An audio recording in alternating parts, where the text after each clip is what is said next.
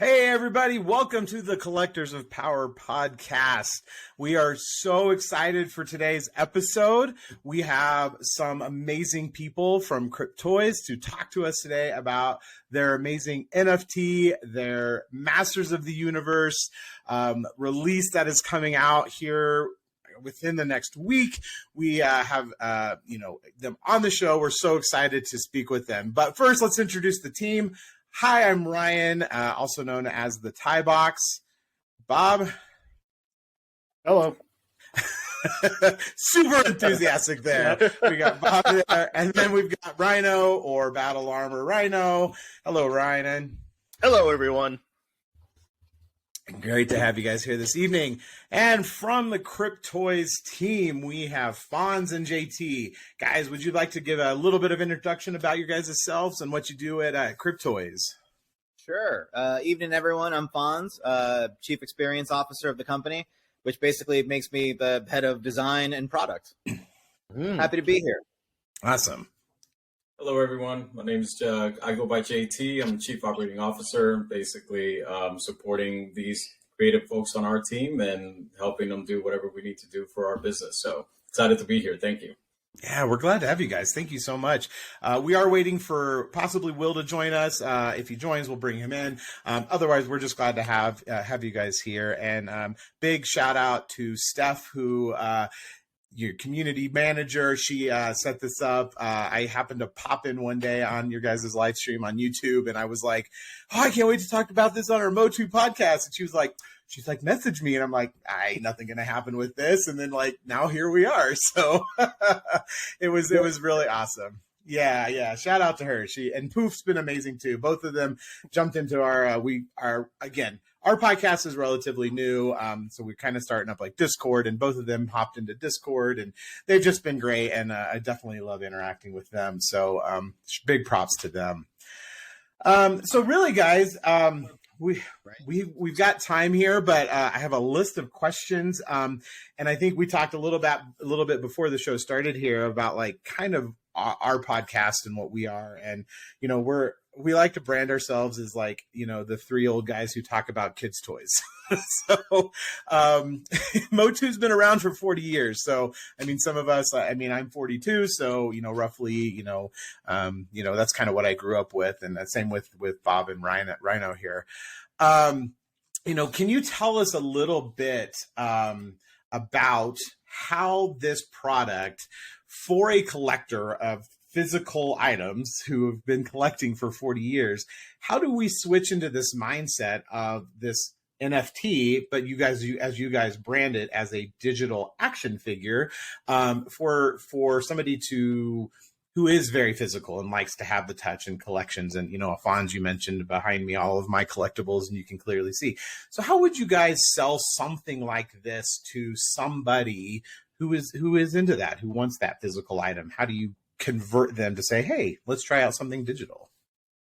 Well, JT, may I? Yeah, go ahead, bro. I've got a decent answer. Because being physical collectors ourselves, we tried to recreate as best we could the experience of physical collecting in the digital space, right? So you can see that in the cube that we place things in, the surprise unpack. And it's a very, it's as close to a tactile experience as we can to open it. You've got to tap and hold rather than just press a button.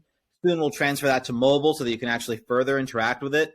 And then it goes through this incredible unboxing experience, and what you're left with is a toy in a blister pack, which is, beautiful and in mint condition. And then you can further unwrap it to actually take it out of the blister pack and start playing with it.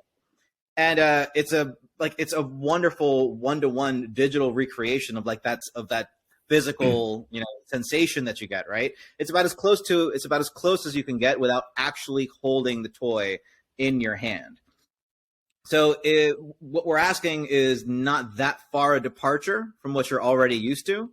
It's just in a different medium, right? It's a little more forward thinking for all the future experiences that are coming our way.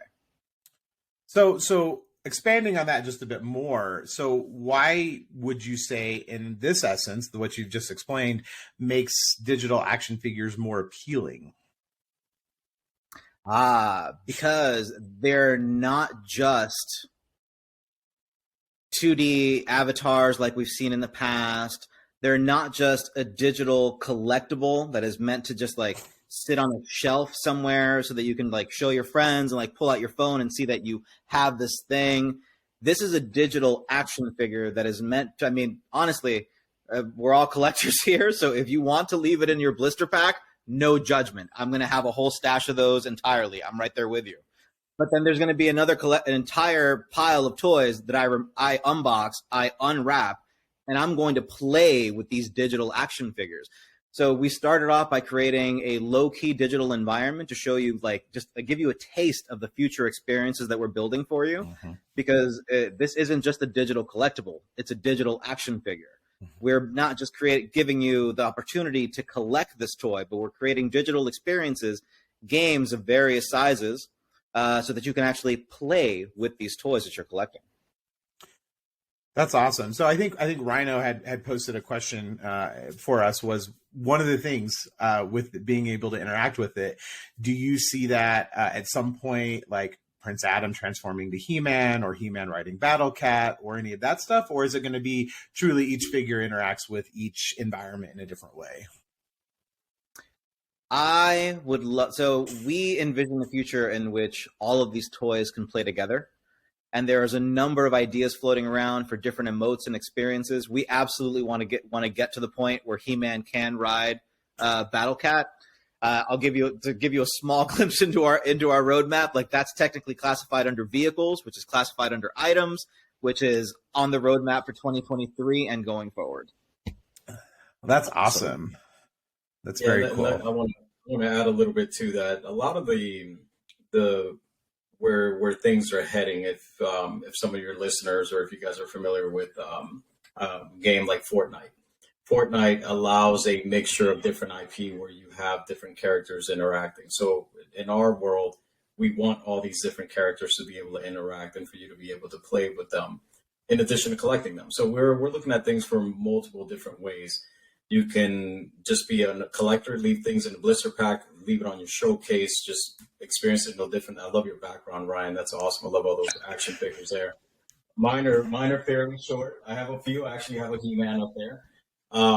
But, essentially where we want to go is have it a rich environment where people are able to interact with them. That's where the space is heading. There's a lot of different things that you can do with it, but we really want folks to be able to play with them, interact with them, and just have a really good experience digitally, in addition to physical, if you collect the physical toys. So it's more of an expansion of experience and play. Yeah, no, that makes sense. So Fonz, you mentioned classified as a vehicle or whatever. So another question is, like, every action figure needs its weapon that you can lose when you have it for 40 years.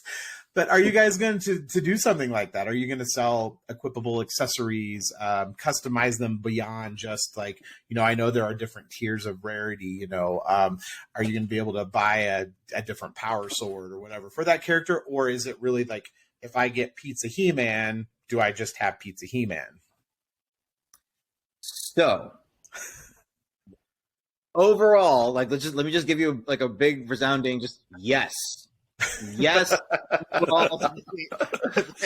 ethos and the spirit of everything that you just asked me, right? And then without getting terribly just lost in the legalese, we're talking to so many companies, and there are a number of brands and IPs that we're trying to bring in, right? And everybody has their own rules that you want them to follow, and in the beginning, while we are still working to establish ourselves as a trustworthy company, one that you can place your IP in our hands, and what we're going to do is craft a love letter to your fans, right? We're still working to earn that trust while we build this Wreck-It Ralph style future where everybody gets along and can play together. So we're definitely going to do items, but there are rules that we have to follow. And there may be items from one IP that can't cross over into another just because the rules of those worlds don't mesh, right? But what I can promise you is that we as a team are endeavoring as hard as we can to at least ensure that any items and IPs that we bring into our world, that those items can at least go on the natural characters that we create. So that at some point next year, what you will be able to see is like an adorable corgi dressed like He-Man. And maybe you can pull out your panda and see your panda transform to He-Man, or dress up like Evelyn for Halloween or something of that nature. Whether or not we'll be able to swap the pizza sword from Pizza He-Man to another sword, high probability, but I can't promise you it for sure. We're working out the rules, right? Sure. Yeah. No, that's awesome. That sounds really great.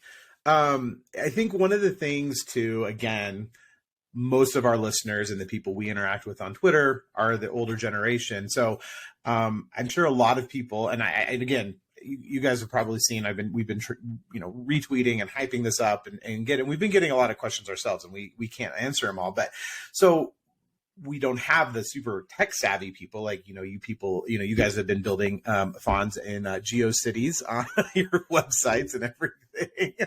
Trust me, I stalked you guys all on Discord, so I've read all your bios. Way to age me in front of your audience. It's cool. Hey, don't worry. I heard Will talking on Twitter Spaces the other day, and he did the same thing for like wrestling sites. So, Will and I got started, man, in middle school. That's awesome. That's awesome. Speaking of which, here's the man of the hour. I'm late for the party. Yeah. Hello, Will. And we are recording, just a word of warning. It's all right. It keeps it spontaneous, keeps it fresh. What's up, guys? I'm sorry I'm late here. Yeah, we're going to write you up and send it to the CEO. Don't worry. There you go. Apologies, guys. It's that's fine. We know. Getting the kids to bed, and oftentimes they throw an audible your way, and you gotta roll with the punches. Nope. So my apologies. Of course, no I understand completely. I got a 5-year-old and a 3-year-old. I get it.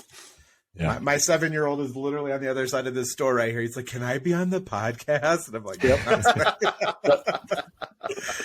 Awesome. Well, again, so Fonz and JT, I'll come back to the question I was going to ask. Will, why don't you go ahead and just introduce yourself real quick? Let know what our listeners are, your position in the company, kind of what you do a little bit, and that way we can get to know you just a little bit. Yeah, totally. Hi, everyone. My name is Will. I'm the CEO and one of the co-founders, along with these fine gentlemen here, Fonz and JT, and we also have 2 other co-founders of the company, Freddie and Emilio, who are not on tonight. They're probably literally drawing and animating as we speak, and Emilio's probably coding up the system and the checkout process of the platform as we speak. And the CEO of the company, and kind of do all the little things behind the scenes and trying to get this thing to the next level along with these fine gentlemen over here. So like every CEO that people think that they work for, you actually don't do any work. So that's basically what I do. You know what I do? I do podcasts. That's what I do. I do podcasts. That's my main job. What do you do for this company? I record podcasts. Extensive things. I feel like I know you. Like I've seen you on like 6 podcasts and listened to Twitter Spaces in the last 2 weeks. I feel like I know you. So I mean, it's getting to the point where I really feel like there's one a day at this. Sometimes multiple a day, especially as we're gearing up and doing all the things for Mo2 and all the other drops that we have coming up. It's been a grind. I feel like it's like those actors when they have a movie coming out, they go on the press tour, and they have to do the whole thing. They got to go on the late night show with Letterman. They got to do the interviews, and that's how I feel right now. Like we're doing the press tour. That's awesome. It's been a lot of fun. Kimmel or Fallon, I'll take either. And Will, just so you know, just kind of a little bit about us. We are a relatively new kind of Mo2 podcast. We really did this as a love letter just to ourselves to start out, and we just really wanted to have fun with it. And we really describe it as just 3 old guys collecting old toys. So awesome. We're really excited to have you guys on and everything. So thanks again for joining us. But where I was headed here with this question was, again, we are an older crowd, 40s and some in there. And so people aren't super tech savvy. So again, we just talked about, what do you get, for a physical toy versus the digital action figure you guys are creating. But for, again, just a flip side of that. So when somebody who isn't tech savvy buys your digital action figure, what do they actually own, and what is that magic that Cryptoys is doing, via their site to engage and keep these people coming back. Yeah, I mean, I'll jump into it. I don't know when I joined where you guys were, but as far as that Just right particular there. question, awesome. So it's good You're getting timing. first crack at it. So a lot of people, again, what we're building with Cryptoys is we're building a digital toy company, and it's kind of an interesting thing because we're the first of its kind, a fully digital toy company built from the ground up as digital first and NFT native. And I think the great thing about our platform is, just like in the physical toy industry, you have people that use toys in different ways. Some people are collectors and they collect them and they keep them in their blister packs and they put them on the shelves and they admire them. Other people take them out of the packaging and actually play with the toys, right? Yeah, exactly. Yeah. So we like to think of ourselves as doing those same kind of play patterns digitally. And we really attract all different kind of sets. So like, first of all, from a collectability standpoint, you could do that. You could get your Cryptoys in a blister pack. You could unwrap it, see which one you get, keep it in mint condition if you want, and set it up very much like you would think like Funko Pops, right? If you collected Funko Pops, they would sit like kind of in the pack on the shelf, and you would have them and you would look at them, admire them, collect them.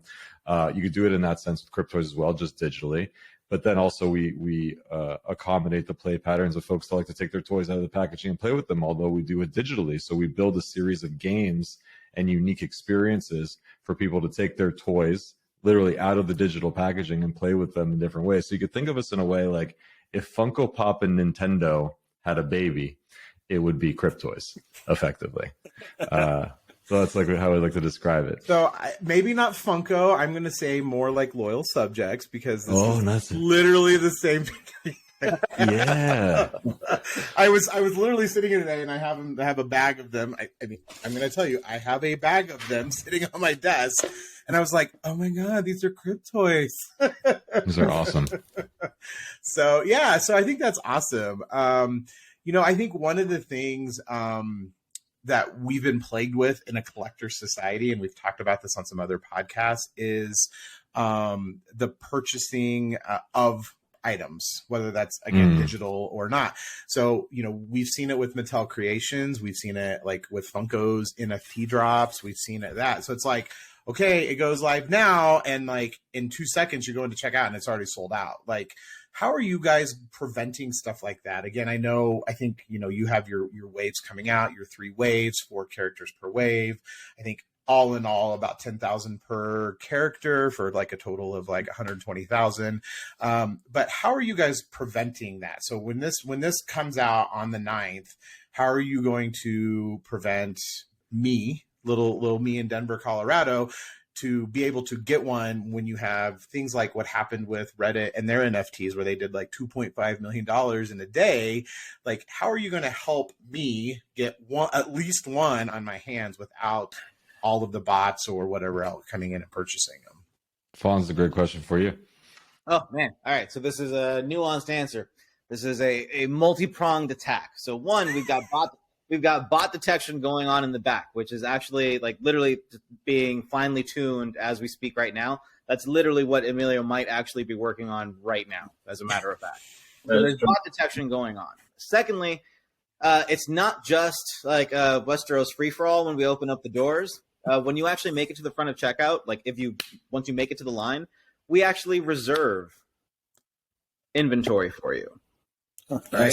So, which means that there is a mathematical correlation between the amount of inventory that we drop at one time and how many people can actually make it through the door based on that number, because the people that make it to the head of the line get inventory reserved. And then they have 5 minutes to check out. And as soon as you check out with however many you decided to go, the next person gets in line. Keep the train flowing. So now like with the bot detection, are we using like, is it based off IP, or is it by username, email? I mean, things like that. Or is it literally like first come, first serve? I buy 5. If I want to go back, if I want to buy another 5, I have to go back to the end of the line and then work my way through. Is that how it's kind of working? That is kind of how it's working. But there isn't the traditional queue of an NFT project. It's more like, it is more like an open store. Gotcha. So the last thing that we're doing is that we are actually limiting the number of cubes that people can purchase. we were considering upping the number possibly to 10 cubes at a time for the Motu drops, just because those have a higher inventory than the Genesis like numbers that we're dropping. That's still a conversation that we may or may not have. But you can't just, like a lot of other projects, just like max mint 40 and like leave out the door. We do have, as the person in charge of product, I have concerns over whales. Like I want more toys in more people's hands. And it almost hurts me to say this as a collector, because I want all the toys too, but I have to be responsible to our audience. And it's really more important to me that more people get our toys, as opposed to like any small amount of us hoarding all of them, despite the fact that I want to be one of those people. We actually had someone come to us the other day, I won't name names, but a big supporter of the project, and he said, "When's the mint? I literally set aside $35,000 to mint as many as possible." Wow. I mean, good for you guys. Exactly.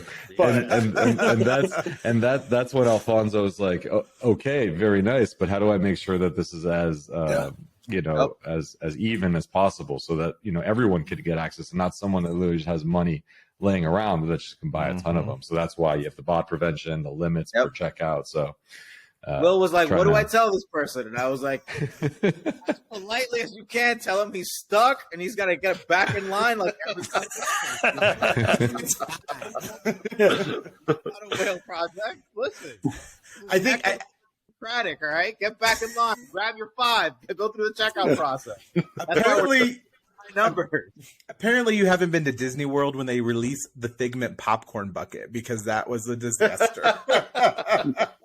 No, dude, Ryan, I just learned about the Figment popcorn bucket literally on my last one to Disney. It is a thing. It is a thing. Oh my God. Yeah. They were hours. I'm going to tell you, I've been to Tokyo, Japan, and I went to Disney Japan, and they are big on popcorn buckets. Like, so when they said the Figment popcorn bucket, I was like, what? That's only a thing in Japan. But no, we were in Orlando. This was, I think it was a year ago. And my wife saw it for the first time. Someone had the Figment popcorn bucket, and my wife's like, "Oh my God, that's amazing. I have to ask her where she got it." And like, she goes up to this woman who's like a Disney, obviously she's like Disneyed out. Like, Disney is her life, this person. So my wife goes up to this person, like, "Which store can I get that in?" And the woman looks at her, just like laughed at her on the spot, because it's like such like you have to be at a specific spot at a very specific moment for that particular item. We didn't know there was a whole like lore behind the Figment popcorn bucket. Oh yeah. We were just there in September, and the Figment ride. My son, he's 7. He's like, "Can we ride that again and again and again?" That's a classic. Like, oh my God, no, please. That's a classic. I love me some Figment, but no. Yeah, not 7 times in a row. No. I was like, we ride that. We ride the new Guardians ride. We ride that, and he's like, "Oh no, I don't want to ride the Guardians ride anymore." And I'm like, "Well, then I don't want to ride Figment anymore." I can't wait for the Guardians ride to come to Orlando, but I don't think they will, because there's that law. But the Guardians ride is at Epcot. It's at Epcot. The Epcot in Orlando. Yeah. Oh, really? Yeah. So I was thinking. The way the Disney stuff works is they can't bring Avengers to Florida because of Universal. They can do it on the West Coast because it's California. It's like the divided. I think like the Mississippi River is what they decided. East of the Mississippi, it says in the contract. You know, this is an old school contract when they refer to, you can do this west of the Mississippi, but not east of the Mississippi. The contract was written like 50 years ago or something. Right. Wrong. Right. That's right. Do not cross this line. The Hatfields and the McCoys. Exactly.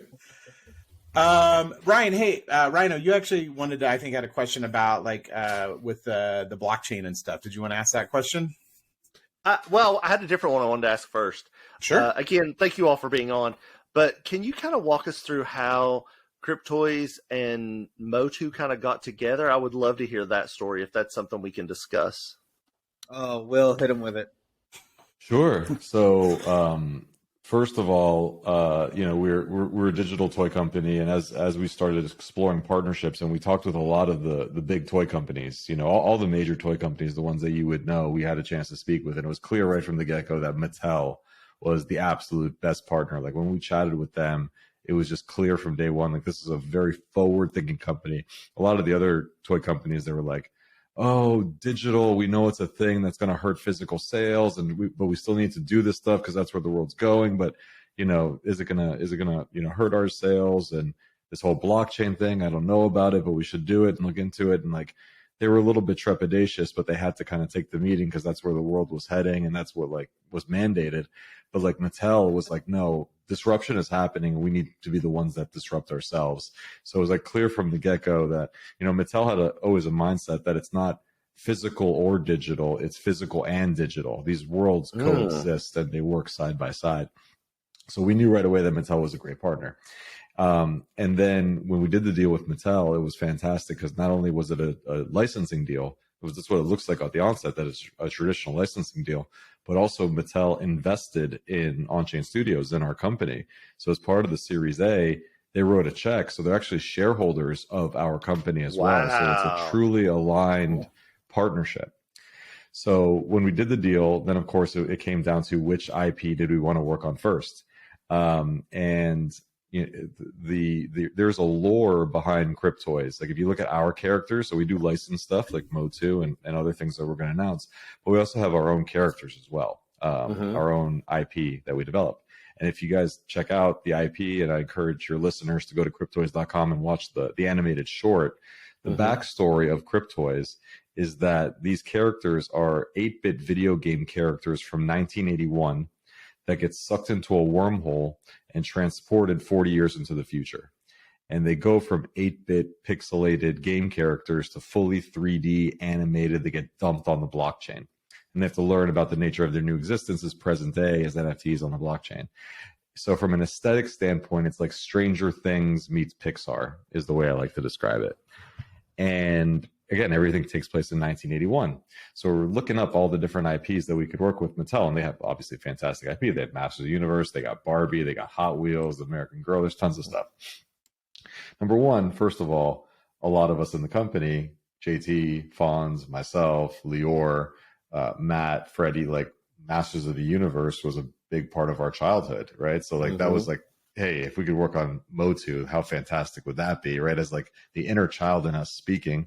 But then we looked up Motu because it was a while since we kind of looked up the whole lore of the franchise and when it was created.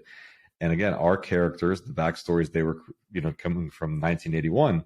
And if you look up when Masters of the Universe was invented, lo and behold, Masters of the Universe was ideated and created in 1981 and launched as a series and a toy line in 1982. So thematically, if it's all about like the early 80s and nostalgia, it was like the perfect match. And then you tie it into like, having conversations with JT, and I'll pass the mic to JT, who's like the ultimate Motu fan at the company. He's like, dude, no, this is the one. We have to do this one first. So that's how it all came to be.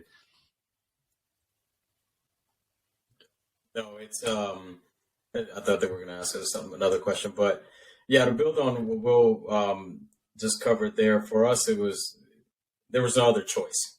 Out of all the IP that we had, they were really Masters of the Universe is the way to go. The alignment of it. For me, I have a very early, heavy connection as a child to Masters of the Universe. When I moved to the U.S. back in summer of '88, my grandparents basically bought the entire collection for me as a welcome gift. Wow. Nice. So I remember, and I shared a picture with the team last week. I had my mom send me a picture. There's this picture of me as a 10-year-old child, and I'm there in the room with my friends, and you can see Castle Grayskull on the bottom right with all the different figures at the bottom, like Moss Man, Zodak, Man of Arms, Ram Man, the whole kind of that whole gambit with Castle Grayskull there. And I was heavily into wrestling as well, so I'm there doing like the Hulk Hogan pose, doing this whole thing. So it's, the essence of it, and just 30 plus years later, being able to work on Masters of the Universe was such a huge kind of, these things kind of life goes full circle. And for me, it was really interesting just to be a part of that and reliving that childhood and buying toys again. Because I was telling Will this the other day, when you grow, you kind of harden a bit and you lose a little bit of that magic. So now having the ability to work on Motu and being able to be a part of this kind of re-energizes and kind of wakes that child up again. So it's been really cool, and I've been super thrilled with everything we've done, and the characters are fantastic. But yeah, we have a lot of fans internally in the company. That's awesome. Brilliant. Thank you. That's great. So I know all the legalese. I work in digital marketing, so I understand all of this. I having listened to your previous podcast, without saying anything, what does your roadmap look like? Like, I know you're releasing the 3 waves of the 4 characters of Motu. Do you see yourself stopping at that and not making any new characters if you pull in another license, from Mattel or whoever it might be? Or do you plan to keep growing on the Motu line as things progress with that? Yeah. So what we can say is, we have a number of things that we're working on with Mattel. Master Universe is obviously the first one. It's the big priority right now. And we've been living in Masters of the Universe world for like the past, I would say, 6 months. We've been just living and breathing it to create this line that you're seeing. Because you're seeing the first 4, then you'll see the next 4 and the third 4. And there's lots of like cool stuff that we'll be doing there. There's other stuff that we're going to be doing with Mattel as well that we'll be announcing. But the cool thing is, just like a physical toy company, we're going to be doing additional items and things like that that'll come along with the line. So you have your Masters of the Universe base characters. It gives us the opportunity to do more characters, right, down the line as well. It also gives us the opportunity to do items and accessories, wearables, power-ups within that theme. So, that's something that's on the roadmap. And then experiences, right? We have lots of experience of what you can do with these toys. In our roadmap, we have something called play sets, and it is exactly what it sounds like. These are digital things that you could take your toy in and do different things with, right? Really, really cool. So again, it's like we say about the Funko Pop meets Nintendo, there's some really cool stuff that we can do. And again, this is not, we're all big physical collectors here. I got tons of physical stuff all over, my room right now. That it's about, there's things that you can do physically, and there are great collectibles, in the physical world. But then there's also a method of play that you can only do digitally. When like plastics and the laws of physics aren't a limitation, what are the cool stuff that you can do? Literally, you could shoot, lightning at a He-Man sword and like things like that. There's stuff that you could do that you could only do digitally and bring joy to toy collectors around the world. So, back to that question is, we got a lot of stuff to do. It's a multi-year partnership with Mattel, and Masters of the Universe is a core tenet of that partnership. So that's awesome. We're definitely not done with it yet. Yeah. So all I ask is, when you please make things more interactive as you go down the pipeline, please allow it for there to be 2 cursors on the screen, and my son can dash his toys together. That's how he plays with his toys. Yeah. I buy him a new McFarlane Batman, and he's like, oh, the arm broke off. I'm like, dude, I bought that like 5 minutes ago. Please stop. So if you could do that digitally, and then it just fixes itself, you guys, I would buy $35,000 worth of Cryptoys. Yeah, no, I wouldn't. I don't have $35,000. But you'd save so much more money doing it that way. Yeah. To be honest, here for this entire time, I've been thinking about like legit game experiences and like smooth things. I think we should have been aiming the bar a little lower, and we literally just have a room where you can just do this with 2 digital toys. That's it. Yep. Or where you can like put the digital picture of like your boss on there, and it's like we've been aiming too high with mini games. We don't even need mini games. Dude, I told you I'm digital marketing. All you do is got to hire me. I'd sell you everything right here. I gotta go to Notion and submit this as an official idea. No, hey, I'm copywriting this. Copyright. So I kind of I want to switch the tone just a smidge, and I don't want it to be like a doom and gloom thing, but again, Cryptoys is building amazing stuff. You guys have your pipeline. The long-term vision for Cryptoys, like you said, it's a multi-tenant deal with Mattel and other brands. What happens if Cryptoys hits it big and you guys sell? or the website is no longer available for collectors to access their stuff. What happens to that NFT or that digital action figure? Because again, things happen. I mean, I play mobile app games and I dump in $20 and then in 2 years it's gone, and like, well, there's my money gone. So how do you see something like that? Or how would somebody who wants to invest in this, how do you present that to them, saying, hey, this is what you get if this, God forbid, were to happen? I think you just described why blockchain is so important right there, because that's exactly what it does. Is all of a sudden a company like ours can mint something onto the blockchain. This NFT becomes immutable in the sense that if the company, for whatever reason, and let's hope it doesn't happen, we're working our asses off, we want to build a generational company, but let's say something does happen to the company, your asset still exists on the blockchain. Nobody could take that away from you because it's your asset. You'd be able to transfer it out to a third-party wallet that you have sole custody over that asset. Very similar to like back in the day, there were old Star Wars action figures made by companies and toy manufacturers that are not around anymore to this day, right? Mm-hmm. But you have them, and you can see these old school toy companies. Like, you remember old baseball cards were created by tobacco companies, mm-hmm. before they were, created by actual card manufacturers. And just because those tobacco companies don't manufacture the cards anymore, they're not around today, it's still valuable because it exists and it's owned. Blockchain allows that to happen digitally for the first time ever. So we're able to mint these things on the blockchain. If the centralized company that produces them fails to exist, you still own that asset. And in some ways, maybe it becomes even more rare because the company that manufactured them doesn't even exist anymore. So they can't produce any more of them, digitally. So the beauty of blockchain is it's your sole custody.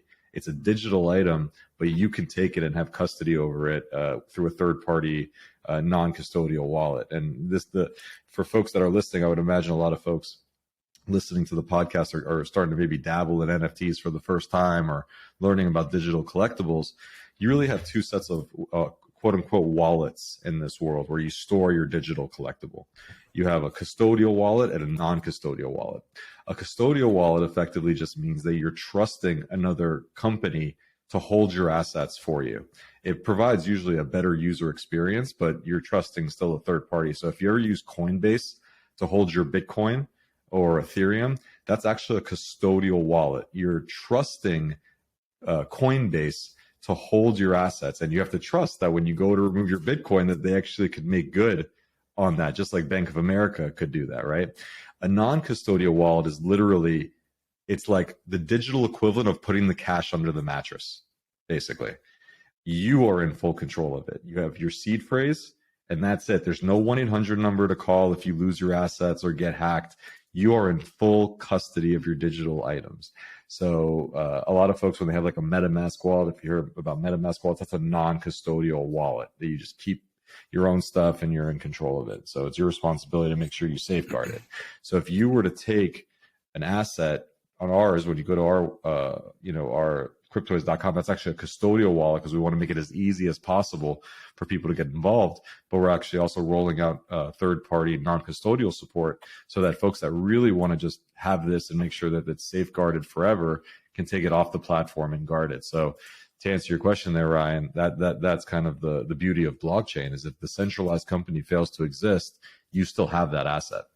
Yep. So if I have that asset, what is my He-Man figure look like? Is it just like kind of what we see on the website? It's just that picture of that, or is it in a 3D render? How does something like that work? So the answer is both, right? There's like pictures that are baked into the smart contract. There's images onto the smart contract, like what's built onto the asset, and there's actually 3D renders that actually can be put into the smart contract as well. In the blockchain world and in digital collectibles and NFTs, you'll hear the word composability a lot. And it's kind of like a weird word, but basically what it means is you can take an asset, and based on the attributes, you could put it into another play pattern or another application and use it in different ways. It's composable. So like, for example, let's say 30 years from now, an independent developer can say, yeah, we support those old school Cryptoys that were made back in 2022. We made a game where you can import your Cryptoys on. So that's the beauty of it, is you can make these things composable. So based on the 3D rigs and the assets, you know, it could be treated independently. So these are some of the merits of why blockchain is so interesting and valuable. If I can That's further awesome. expand on that, right, just a little bit, Yeah. because the nature of the technology that we use to build these things basically further incentivizes us to continue to kick ass on behalf of our customers. Because if you can take that toy to other third parties, right, because it's composable, as Will says, that incentivizes us to make sure that we are the best and strongest and most entertaining place for you to play with that toy, right? The technology opens up other possibilities, and that's fantastic. Great. We are still going to be the best place for you to come play with that toy. That's awesome. So with that being said, Rhino, I'm going to ask the question that I think somebody asked on Twitter. With the discussion has been around the environmental impact of NFTs, crypto, writing to the blockchain, all that stuff. You know, what as Cryptoys are you guys doing to mitigate, you know, like the server sustainability of your products and reducing that environmental impact?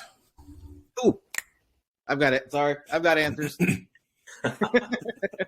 This was a major issue for me, which is one of the reasons that I'm so proud that we're actually on Flow, because Flow was built to be a very environmentally safe blockchain. As a matter of fact, like minting something on Flow is actually less electricity than I think like 5 Google searches, something along these lines. So like, and then just astronomically less energy than like scrolling through an Instagram feed or a TikTok feed or something along these lines. So not only did we choose a very environmentally friendly blockchain, but then we're also an interesting and responsible hybrid of Web 2 and Web 3 technologies, right? We'll call it like Web 2.5, because only that which absolutely has to be put on the blockchain is being put on the blockchain. Like, for example, as we enhance the value of the products, and like next year we're going to be releasing patches to commemorate your special collectability moments, right? Like if you pull 3 of a kind, or if you like manage to get in line but don't snag a cube, like there's a patch for that, so that you can, you know, put it on your backpack. We're just celebrating your moments of collectability. My moment of failure. I'm not getting the figure. a little something, right? Thanks. So we talked about this internally, and like we could have put the patches on the blockchain, but really, did they need to be? What added benefit does putting them on the blockchain provide, as that keeping them within the gate of our website and just awarding them to you responsibly, attaching them to your account, like that doesn't do the same. Until we're ready to like open that up to a third party to like allow it for like, you know, POAP verification or something independent of us, it didn't need to be put on the blockchain. So the things that are getting minted are your toys, the items that go on your toys, right? Eventually, like after when we get to like tokenization, those things will be like will be placed on the blockchain. But we're being as responsible as we can be by not putting every single asset that we create as a company on there. Only that which absolutely is necessary because it benefits from the technology. That's great to hear. I think that's awesome. I'm super impressed with that. So I'm glad you are thinking through that and thinking about the environment, because, you know, the older generation, it's always like, nah, that's your problem. Well, you know, some of us have kids, and so we want to make sure it's still around for them. So maybe they'll play with these in 30 years too. Who knows? Right. So another question I had, and I think this is an interesting one. So yesterday, the Fall Guys announced that they're doing the Motu skins for their little characters. Then today on Mattel Creations, they're releasing the skinned little Fall Guys. Do you guys plan, and I know Fonz would briefly touch this before we started recording all this stuff, but do we get any physical releases? Because I'm going to tell you, if you do that, you're going to have a lot of people who might invest in both. Me. Yeah, I would just say that you know, the partnership with Mattel goes both ways. It's really exciting, you know, and we have a lot of stuff planned. We can't officially announce anything, but Sure. You know, we've talked a lot about what you know, we're doing the digital extension of their toys, and you know, obviously they're like, what's the physical extension of Cryptoys look like, and how do we get there? So It's a big part of our partnership.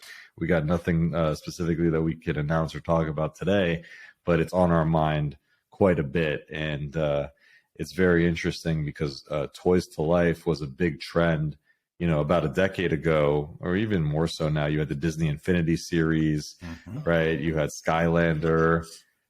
Yeah, they were great. They were a little bit before its time. So the problem with Disney Infinity, and we actually got to know some of the minds behind that line, was the idea was great, but it was a terrible business, from like Disney's perspective, from their bottom line, because they would produce all these physical characters, these like, tech-enabled characters, and majority of them, there was a lot of demand for them early on, but then a lot of them just sat in warehouses around the country, and like billions of dollars of inventory just sat around. And if you talk to some of the folks that did Toys to Life, so you had, remember, Disney Infinity, you had Nintendo Amiibo, I believe, right? Skylanders. Skylanders, exactly. So some of those had more success than others and different kind of fan bases. But the interesting thing is I've met with a lot of folks that were involved in those businesses and those lines and investors in those businesses, and they say the real key to bringing Toys to Life is everybody tried to go physical to digital, but really the key is going digital to physical. It's going the other way. Starting digitally and then enabling the physical redemptions, so you collect digitally, but then you get this really rare physical thing if you collect a lot of the digital stuff, or enabling physical claiming or shipments and stuff like that. So I think that's like what Funko's doing with their NFTs right now. So like they have a certain amount that are super rare, and then that it's like 500 of them, and then you can, and it's like 6 months, turn in and redeem it for that actual physical product. Exactly. So like there's massive opportunities in the space if you go the other way, if you go digital to physical. So that we're just starting to think about what that could mean if you were to reboot Toys to Life and do it in a different way. And we're excited to explore that with different partners. That's awesome. Bob, Brino, I kind of took over here. I apologize. Any questions that you guys have? What figures are you guys looking forward to seeing like roll out here eventually? For me, Oracle. I can't wait for Oracle. I saw the different rarities of Oracle, and I was just blown away. Our art team and animation team, they're so talented, and a lot of the stuff, you guys have seen the stuff they did with He-Man. I love the Grail rarity tier. That's probably my favorite one, with the glowing hands. A lot of different just creative things that we've done, but for me it's Orko. I still haven't seen all the Skeletor's rarities, so I'm curious about that. So even as one of the founders, I haven't seen every single thing that they're building, but so far Orko for sure. Oh man, nice. Can I change my answer from before, or like can I just? Well, we were recording then. We weren't recording yet, so nobody knows. Doesn't count. Contain multitudes, because it's weird. Because you asked me earlier what my favorite character is, and it's Orko. But if you ask me of like which figure I want most, I need Roaring Battle Cat, okay, with water helmet on my desk.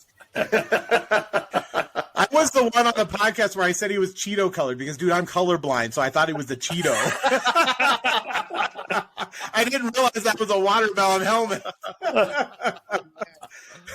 It's like so good too. Like if you go to the collect page on the website, the renders of them are incredibly high. Like you can literally just pinch to zoom and it'll take up the whole screen and you can see it in beautiful high resolution. I need that thing. Battle Cat is so pretty. That's under my monitor. Like that's where I need that thing. That's awesome. I know we're kind of wrapping up here about at our hour mark here. I want to be conscious of your guys' time. Ryan's got a question. Sorry. I got two quick questions actually.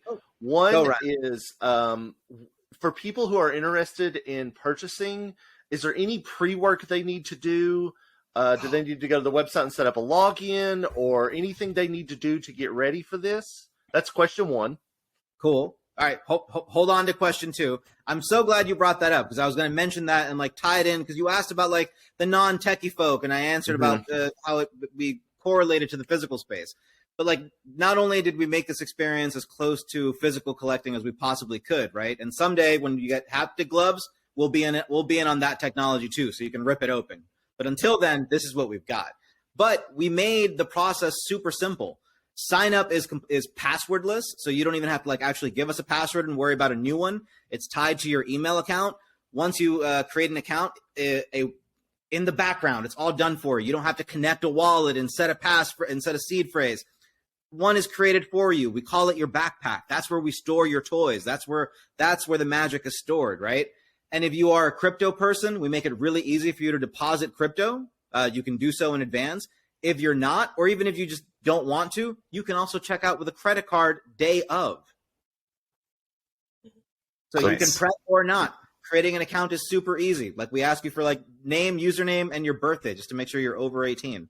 No additional data. Perfect. Because, as a lot of us have tried to get in on Mattel Creations purchases, we have multiple computers set up. We've got friends logging in for us. We've got the shop app with our credit card information stored, and we're clicking like frantic, crazy people trying to do these purchases. So I was wondering. That's how he got 36 of those. That's 36. So that was question one. And question two, I'm going to go super nerdy Motu. Because as I've seen your all's live stream, and I know that you all are very passionate about recreating this collecting experience. The blister pack looks amazing. The figures look great. But there was one little component missing, and I'm hoping this shows up someday. The mini comic. All Motu fans know about these mini comics. So down the road, we need some Cryptoys mini comics. I like this idea. This idea. I know. I got you. Okay, perfect. I got you. Do you want to give them a little bit of a taste that we do have some comics? But What? What? well, hold on. Let me clarify. I find it so easy to make this promise to you already because there is a comic book. Let me clarify that before Will's like, JT, what are you saying? So for our crypto characters, we created a comic. It's kind of like a digital comic that I don't think it's on our site anymore, but we did create it. So the point I'm trying to highlight there is that we've done that from a product perspective. So it's a stretch for us. Yep. Perfect. I couldn't put it on the website. Like I will own it. We had so much to do to get ready for launch. My team and we couldn't put it up on the website in like the high fidelity comic reading experience that I wanted. And there's a bar that Freddie and our team has set for quality, and my experienced team needs to either meet that or beat it. We can't go lower. So with everything being focused on launch, we couldn't get it up on the website in time, which basically means that in the very near future, I get to have a conversation with my co-founders, lightly twisting their arms so that I can just airdrop comic books into backpacks. Because if I can't put it up on the website, I might as well give it away for free. Perfect. That's awesome. Nice. Yeah. And I think, I know we hadn't really talked about it at first. Again, you guys, just as an FYI, if you want to give a quick rundown of the things that's happening on the 9th for our listeners as we kind of wrap things up here, that way they understand everything to do. You talked about how to log in. But if you just want to give a quick blurb about what's happening on the 9th and how things are kind of going to progress for that day, so anyone who wants to partake can partake. Go for it, Will. On the 9th, we're aiming right now. We'll announce the official times shortly on our Twitter and in our Discord. But the placeholder right now is 12 p.m. Eastern Standard Time. We're going to start doing the drops, and we'll go from there. We'll provide all the details necessary. As we highlighted, if you're in the U.S., you could use a credit card, so no need for crypto. If you're outside the United States, top off your account with crypto. You can use Bitcoin, Ethereum, USDC, and a number of others. Really easy to create an account at cryptoys.com. And as we get closer here in the next couple of days, we'll post more information on our Twitter and in our Discord. But it should be, rather seamless. And Fonz has some exciting thing he apparently wants to share by the look of his face. Just an extension to my answer to Rhino's question, because I am in a room full of hardcore collectors here. And, dude, I don't want Rhino coming after me because I didn't give him the full details. Rhino, there is a KYC limit on the website of $1,000. So if you come back and you're trying to buy five, KYC and like verify yourself before you hit that limit. Otherwise, at $1,000, the system is going to tell you that you have to verify before we can let you buy more. Oh, And that's verified Right? with an ID, right? Yes, you'll need a valid ID. So now you've got full details. You can pay with credit card. There's $1,000 limit. Verify yourself if you're hardcore enough to want to come buy a bunch of cubes. Perfect. That's awesome. One last thing I have a question of is, again, thank you guys, first and foremost, for taking time to speak with us tonight. Again, talking with Steph and Poof and interacting with you guys via the live streams and asking questions in there and having you here. I dreamt about this last night and I thought I was going to fuck it up. And Were we supposed to be recording, Ryan? oh, shit. Well, I guess I just get to tell people what we talked about. Again, terrible. I think what my question is as we progress, and again, Will, I think you replied maybe to one of my things because somebody said I tweeted about Eternia being like $600, and I'm like, now you want me to buy these stupid fake things? And then, like, as I learned more about it, I was like, oh, okay, this is actually really cool. Like, am I going to drop $600? I don't know. But again, as an average collector, seeing these things, I showed my son. He literally came in and he's like, when do I get to play with those toys? And I'm like, well, not yet, so I know he is super stoked for them. So how does the average collector like myself, if we love Motu, we love Cryptoys, what you guys are producing, any other, lines down the line, whatever that may be, how do we stay involved with you guys? How do we give ideas or feedback or any of that stuff? What's the best way for us to interact and, help you guys promote what you have, but as well, listen to the ideas of your fans? So I think that's the beauty of Web3 and having a community that's passionate. So, we very much make this a two-way conversation. It's not us just kind of shouting from the mountains like, this is what we want to build and we hope you enjoy it. No, this is very much a collaborative conversation with our community. We're doing this for the first time. There's no playbook of building a digital toy company. So we very much want to build this in unison with our fans and with our customers. So the best way to have that two-way conversation is either through Discord, if you want to have like a more real-time dialogue, and I encourage folks to join the Discord, or on Twitter, where we can kind of interact with each other that way, but it's more asynchronous. So if you're involved in the Cryptoys Discord, there's lots of different channels. There's like an ideas and feedback channel. There's a general chat. There's a Cryptoy Classics chat. There's a Motu specific chat. Please come with your ideas. That's how we know that we're on the right track of building this. And what do you do? I think like a big reason that we do what we do, and we say this a lot at On-Chain Studios, is that we feel that we grow up and we become adults, but we're constantly looking for ways to feel like a kid again. And I know you guys, that resonates with you guys, right? Because we're surrounded by these things that remind us of our childhood and like the spark that like we had as a kid.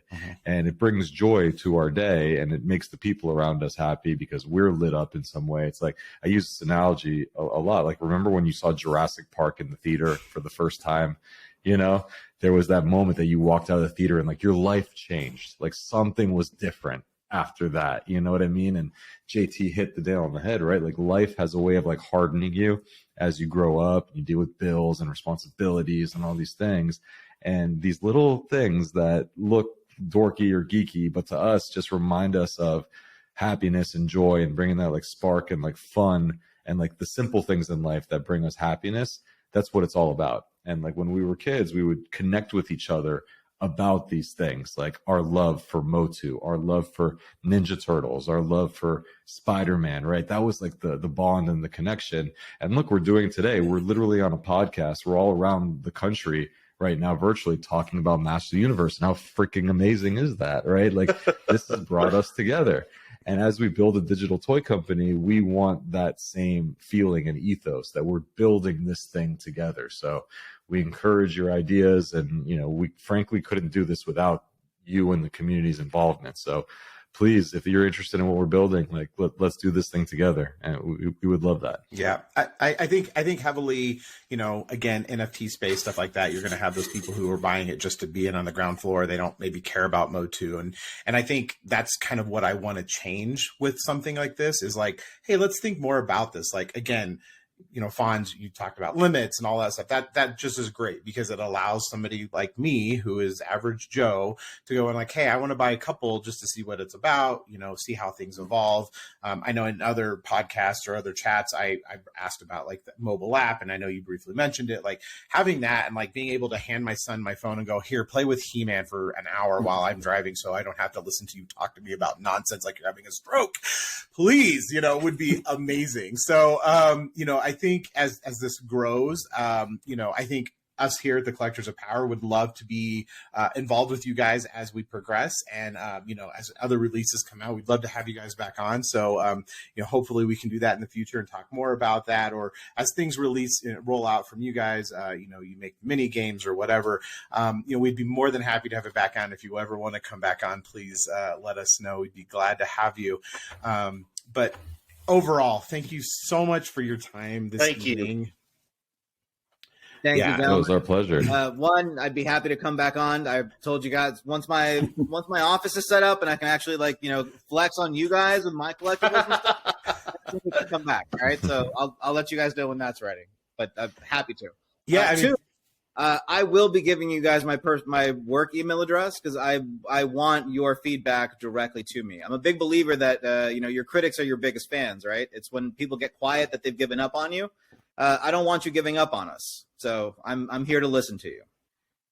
Good. Awesome. Expect an email about Battle Armor He-Man. Yes, I'm here for it, Rhino. Let's go. One. Yep.